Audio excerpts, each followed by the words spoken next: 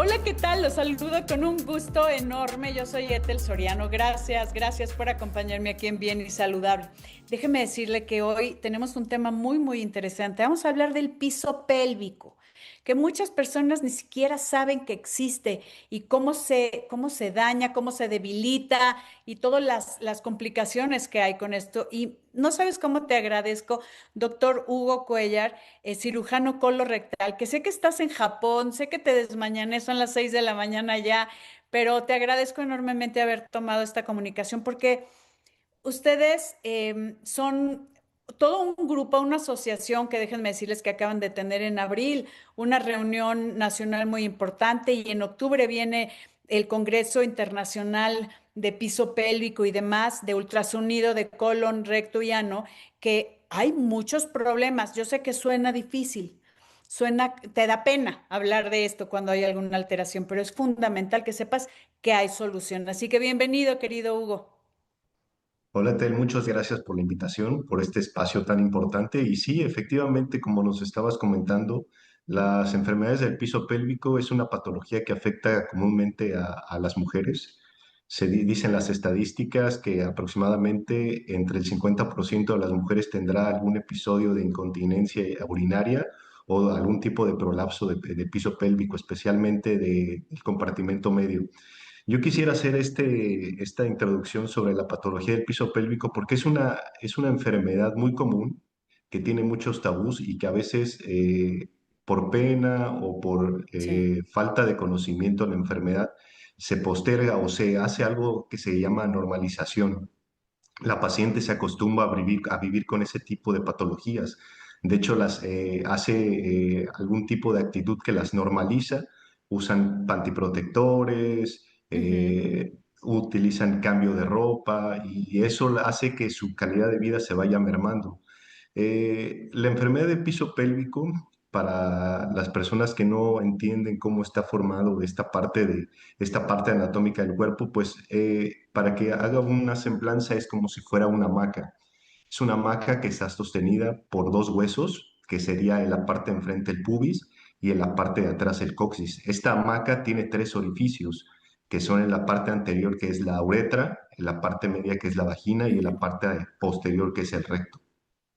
A esta hamaca está formada por músculos. Hay que tener en cuenta que estos músculos funcionan 24 horas al día, 7 días de la semana. Entonces, tienen la Sin función, descanso. son vectoriales. Entonces, tienen una función de cerrar y abrir. Controla la continencia y por ahí, bueno, pues en México actualmente el parto vaginal es uno de los partos más, es una de los canales más frecuentemente usados. Si bien la cesárea tiene sus indicaciones y actualmente pues está habiendo un poco de cambio, principalmente por parte de las pacientes que no quieren el parto por vía vaginal, pues está viendo un poquito alterado esa vía. Sin embargo, el parto vaginal actualmente es el más común y el parto vaginal acá atrae algún tipo de lesión del complejo muscular del piso pélvico. Entonces, todos estos factores de riesgo que a lo largo de la vida la mujer, por cambios también hormonales, por cambio de peso, por hábitos alimenticios, va haciendo que se debiliten estos músculos. Eh, Algunas patologías, como la parte del estreñimiento, Ujú. también están mal interpretadas. A veces, cuando las pacientes sufren de estreñimiento, hacen mención que es algo de origen intestinal y la mayoría de las veces no es así. Por lo regular, siempre hay algún tipo de alteración del piso pélvico, específicamente en la parte del compartimento posterior. Entonces, yo, Etel, quisiera aprovechar este espacio que nos brindas para hacer una llamada de atención a las personas y expresar que este tipo de patologías tienen algún tipo de manejo, se puede ofrecer una mejor calidad de vida.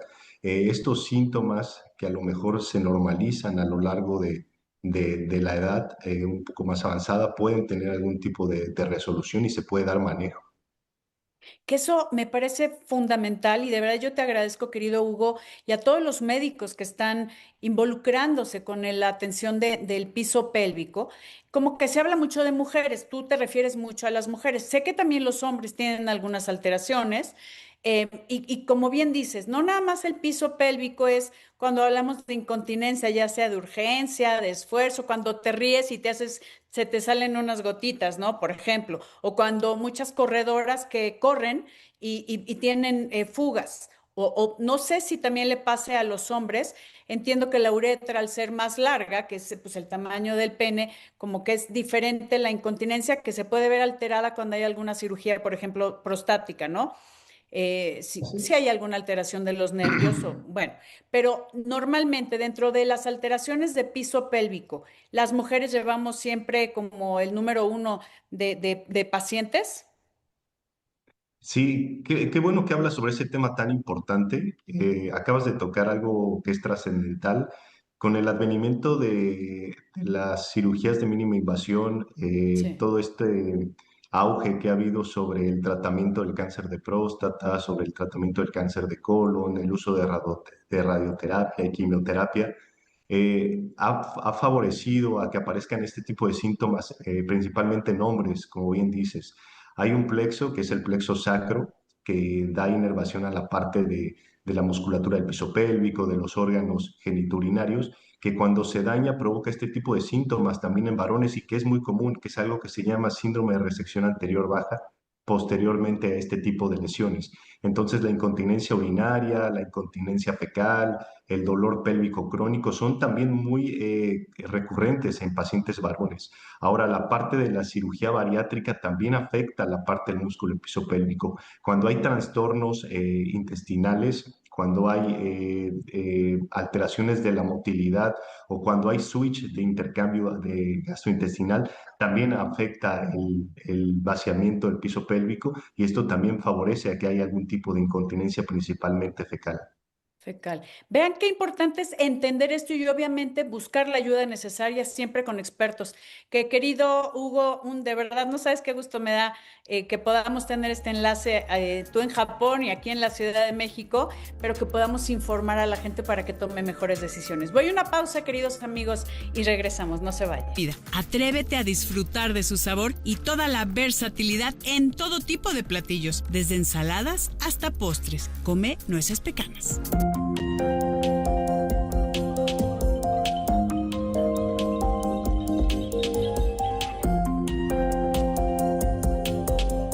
Estoy platicando con el doctor Hugo Cuellar, cirujano colorectal, acerca del piso pélvico.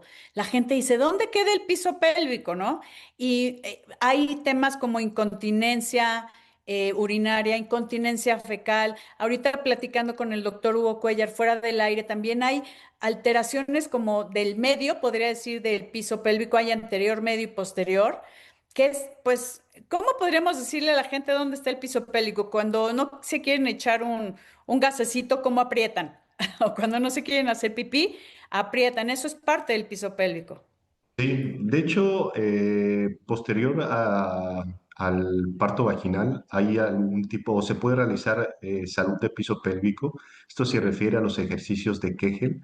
Nosotros cuando hacemos algún tipo de compresión, ya sea abdominal o hacemos una contractura de la parte de la pelvis, de los músculos de la pelvis, como lo que comúnmente decimos apretar, esos son los ejercicios de Kegel y no es otra cosa que es una contracción del músculo puborectal.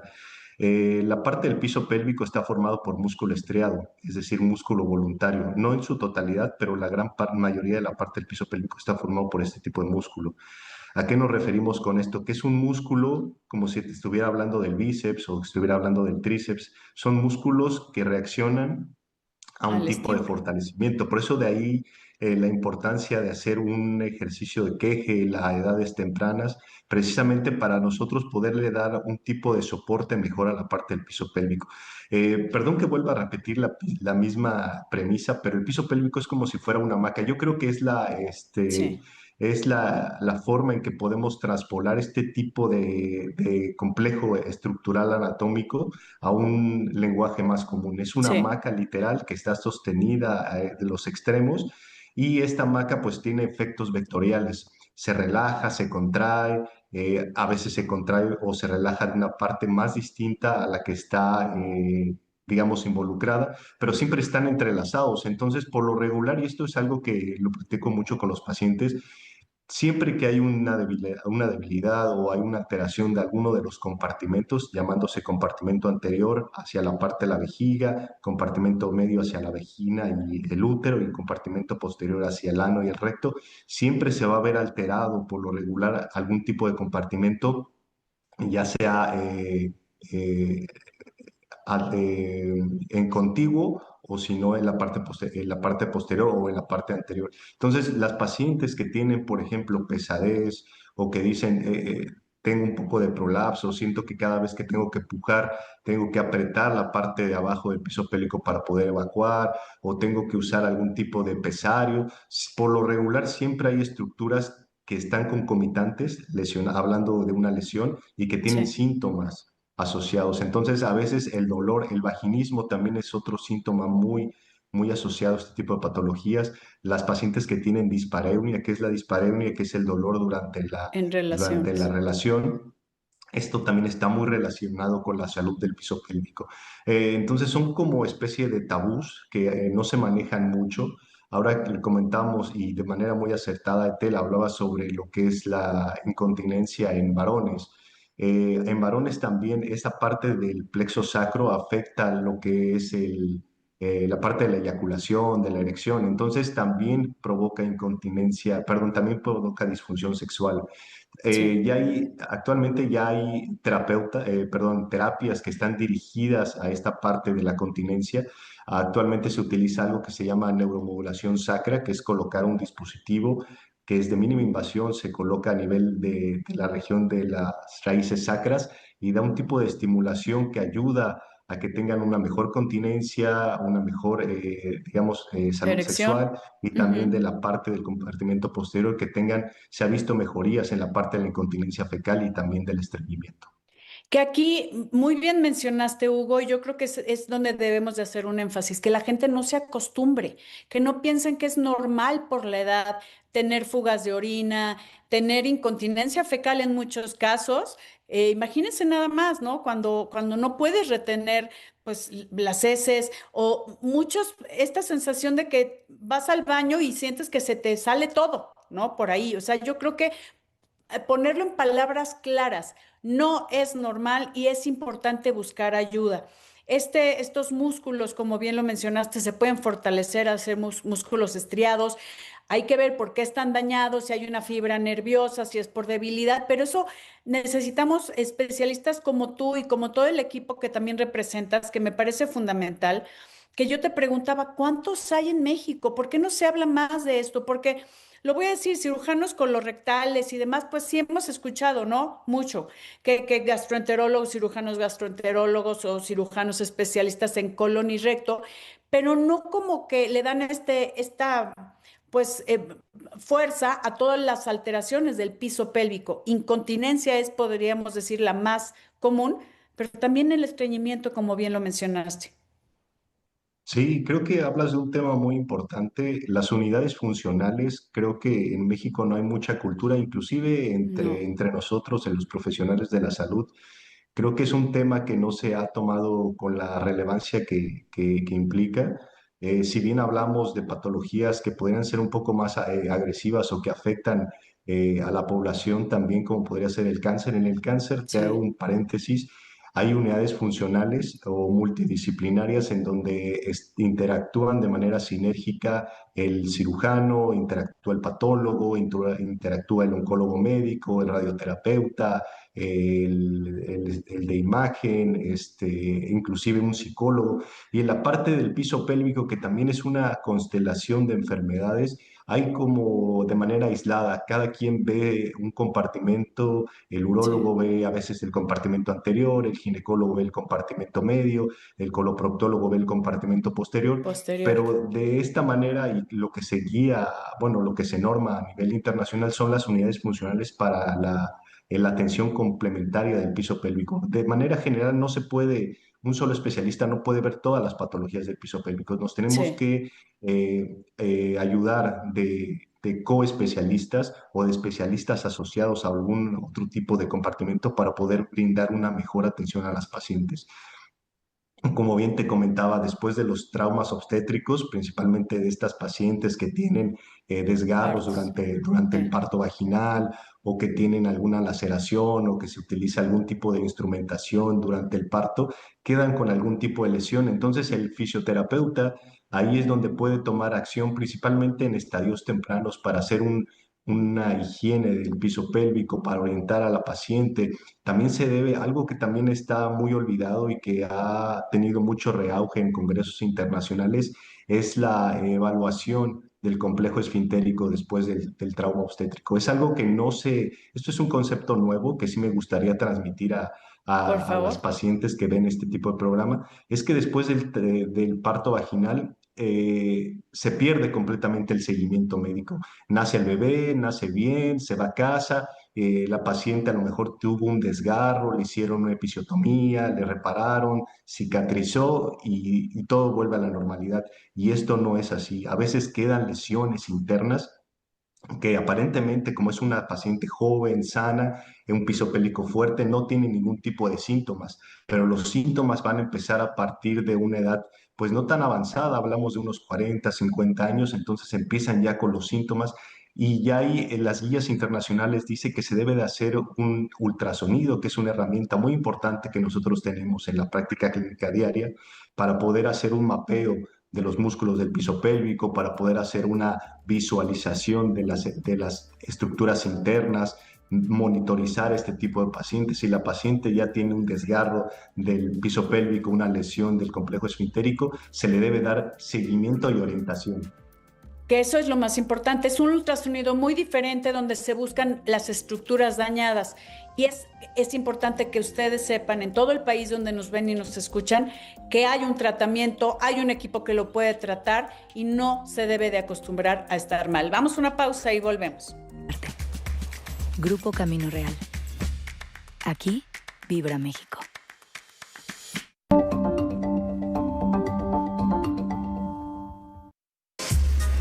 Continuamos nuestra charla. Bien y saludable con Ethel Soriano, la voz más saludable de México.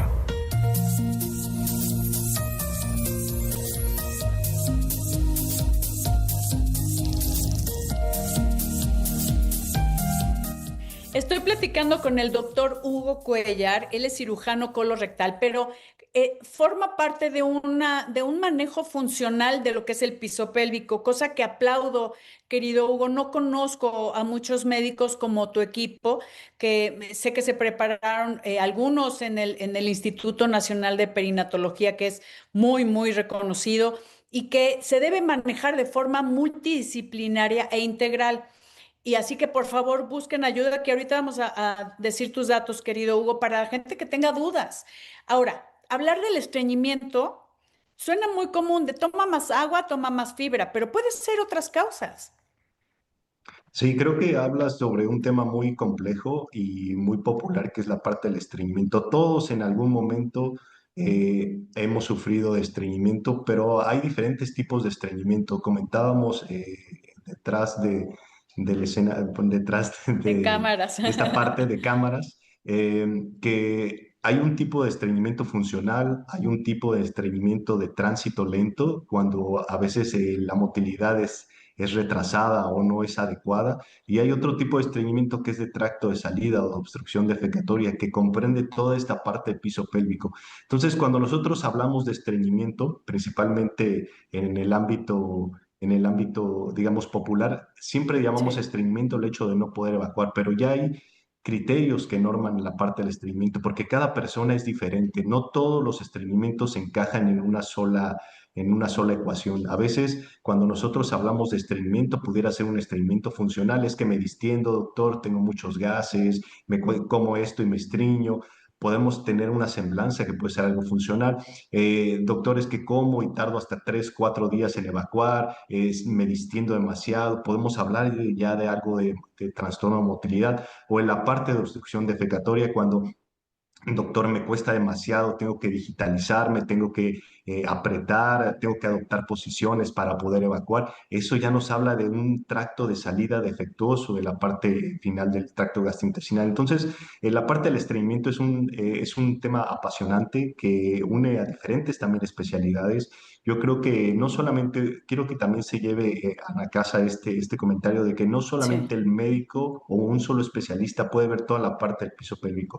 Siempre se debe de coadyuvar y utilizar algunas herramientas, principalmente el ultrasonido, que es una herramienta de muy bajo costo, que nos permite tener un panorama global del compartimento, de todos los compartimentos y poder hacer sí, diagnósticos más acuciosos y mejores seguimientos.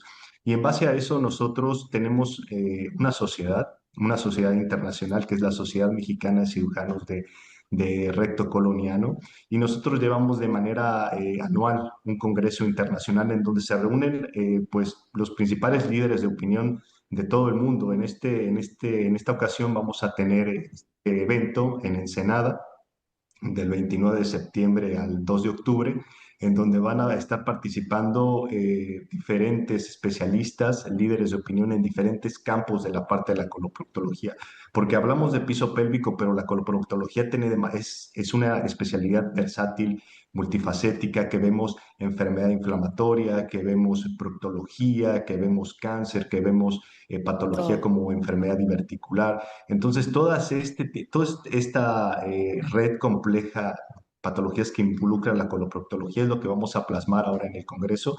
Le hacía la invitación cordial a Etel para que pudiera para que Será un pudiera honor. presenciar cómo se maneja todo este tipo de enfermedades y cómo reúne a un foro muy importante del gremio médico. Que yo te agradezco enormemente, será un honor acompañarlos, querido Hugo. Y dime una cosa, brevemente, ¿dónde te encontramos y la gente interesada en acudir a este congreso que es en finales de septiembre, principios de octubre, para poder acudir y estar en esas pláticas tan importantes científicas? Sí, para el Congreso pueden consultar rápidamente, están los canales oficiales de la sociedad. Si ustedes eh, buscan Sociedad Mexicana de Cirujanos de Recto Coloniano, van a encontrar Ahí la está. difusión oficial. Y con respecto a mí, ahorita pues no me encuentro en el Estás en país, Japón, sí. estoy precisamente haciendo un posgrado en esta parte de motilidad intestinal, entonces, pero ya pronto estaremos de regreso. Yo me encuentro profesionalmente en la colonia Roma, estoy trabajando con un grupo multidisciplinario ahí, entonces yo creo que me pueden buscar también en redes, aparezco como Hugo Cuellar Gómez, tengo Hugo también mi Cuellar canal Gómez, de Hugo Cuellar Gómez, en todas y las redes. Hugo, me en todas las tengo que redes. despedir.